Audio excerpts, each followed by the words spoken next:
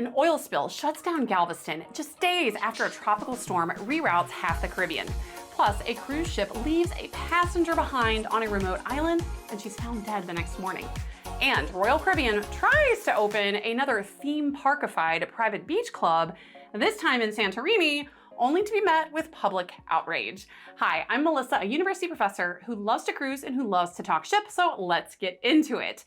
This first story is pretty gut-wrenching, and it's forcing a lot of cruisers to ask whether the systems that we trust on board actually protect passengers who need extra care, especially those of us that sometimes do travel solo. Last week, 80-year-old Suzanne Reese from Sydney died alone on Lizard Island in Australia's Great Barrier Reef, and it's with a cruise line that's not an American cruise line, left without her. Now, this wasn't day 50 of a months-long world cruise. This was day 2 of a 60-day circumnavigation cruise of Australia that was pretty pricey. This is about $50,000. She had joined a group hike up Cook's Look, which is the island's highest point, and the heat that day was pretty extreme. Halfway up, she started to feel sick, and someone told her to head back down alone.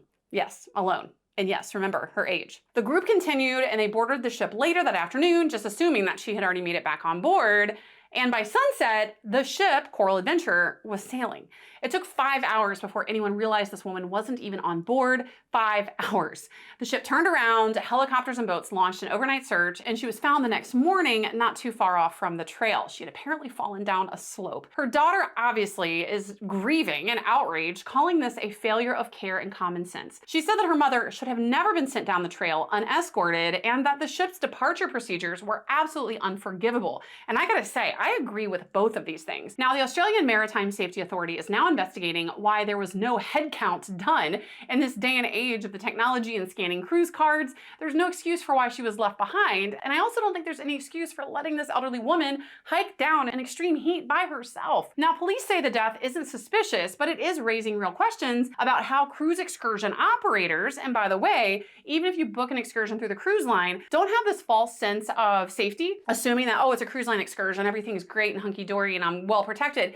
Usually they're just contracting with the local excursion providers that you could just go out and book independently anyway. So they can be very hit and miss. But it is raising questions about how these excursion operators monitor guests who do leave early. Now, what sticks with me is how vulnerable solo travelers can be, especially women, in this case, older women. And when these systems fail, it can be catastrophic. And my heart goes out to this woman and her family. I can't imagine trying to live my best life, even into my older age, not feeling well on an excursion and being told we'll just head back. It's just absolutely heartbreaking, unforgivable, and devastating. So really quickly, I want to drop a couple of safety tips for solo travelers. I have traveled solo. I flew to Paris and Milan by myself. I've cruised by myself many times. Solo travel can be great, but unfortunately you do have to have some extra precautions sometimes, especially if you're a solo traveling woman. One of the things you should do is make sure that you let people back home know where you're at. I have tracking on my phone just for that safeguard. Also, when you're on a cruise, even maybe let your stateroom attendant or people that you meet on board know about your plans.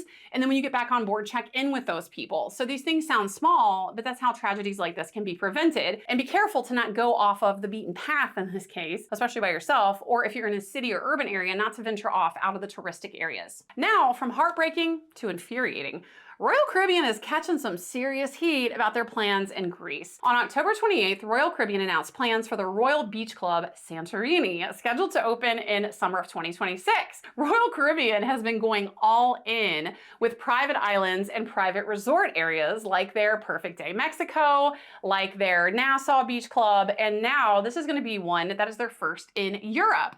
It is like the other models, a pay-to-enter resort for Royal Caribbean and celebrity guests. They're owned by the same parent company. So think cabanas, infinity pools, cocktails with that postcard view of the ocean, all of that stuff that you get at American beach clubs that are owned by Royal. Now, Royal Caribbean says it'll improve crowd control by using multiple embarkation points and easing congestion in Santorini hotspots. Now, it sounds reasonable on paper until you hear how Santorini's government responded. Within 48 hours, the municipality of Thera issued a public statement just rejecting the plan outright. They're just like, nope. They accused Royal Caribbean of trying to transform Santorini into a private destination for a privileged few. Okay, I love cruising, I love Royal Caribbean, but pretty fair assessment. Officials warned that it would harm the island's economy, disrupt its social balance, and create exclusive zones that contradict everything that Santorini stands for.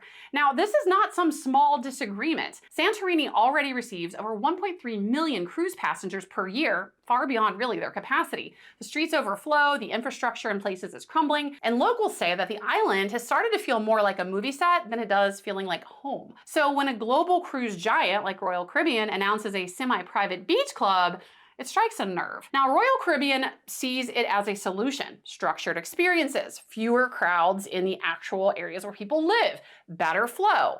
But to the locals, this is coming across as another way for the cruise industry to just fence off paradise and funnel profits away from smaller businesses. And I've heard this concern from my friends in Costa Maya, who are very concerned about Royal's plans for Perfect Day Mexico and taking away from all of those local excursion operators and those local tours and those local places like Nacional. I love it. It's my favorite place in all of cruise world. It's in Costa Maya. And by keeping cruise passengers there in this theme parkified cruise line area, you're starving the local community from those tourist dollars. So this does raise a bigger question.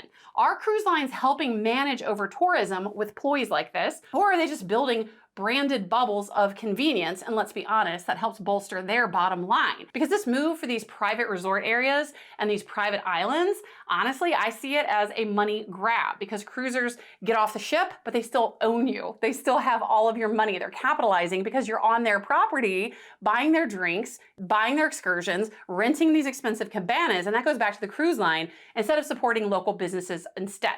Now, of course, the counter argument is that's producing a lot of jobs for people in the local areas. So I'm curious what you think about this move from Royal and other cruise lines to keep making these private resort areas and these private islands, and the impact they have on the local economies in those regions. Now, if that's not enough corporate drama, here's a move that just flipped the loyalty game on its head. And this is a good one! Every week I talk about the nickel and diming in cruise world and how it drives me crazy, and how loyalty is just thrown out the window, especially from cruise lines like Carnival that threw out their VIFP program and dumped all over their most loyal cruisers. I still am salty about that. But this is a good one, I promise. Royal Caribbean recently announced a major loyalty overhaul they're calling Points Choice, and it's going to launch in early 2026. Now, with this new program, it lets you earn and apply points across Royal Caribbean, Celebrity, and Silversea. A lot of people don't realize they're owned by the same parent company. So regardless of which of those three brands that you sail, you are going to earn those points, and they apply across the different lines. So if you cruise on Celebrity, but if you want the benefits of Royal's Crown and Anchor ladder, you can funnel those points there. Until now, loyalty programs were siloed. Royal Caribbean is Crown and Anchor, Celebrity is Captain's Club, and Silversea, which isn't as dominant in the United States, they're the Venetian Society. They're all siloed, they're all separate. Last year, they rolled out a status match, which was a start, but this unifies them under one shared system. And the timing of this? I don't think it's coincidental. I think it's strategic. I think it's coming on the heels, strategically and intentionally, of the Carnival Rewards debacle, where they rolled out a new setup that basically drops lifetime status, it adds expiration dates, it becomes pay to play, and it's very expensive to pay to play. And let's just say it has gone over like a big wet fart. And loyal Carnival fans, hi, it's me, are still mad about it. Now here comes Royal Caribbean saying, hey, when it comes to loyalty, we appreciate our cruisers, and we'll make it easier, not harder, to earn loyalty with us. Royal Caribbean's CEO even hinted that they're starting to see elevated switching from competitors. Now, from what I've read, he's not outright called out specific cruise lines, but I think we can read between the lines. Translation, people are jumping ship. And those perks, they're nice. If you've ever hit something like diamond status, you know how valuable those perks can be. They can include things like free Wi-Fi, daily drinks, lounge access, priority embarkation, priority tendering to tender ports. And now you have the chance to earn these faster by trying out sister brands. So it actually makes sense from a business standpoint. By the way, I am an actual professor. I'm a business professor, so I'm obsessed with this stuff. And I think this is a really smart move by Royal Caribbean, not just to snag away some market share from Carnival, whose most loyal cruisers are disgruntled, but also to engender loyalty among their cruise brands.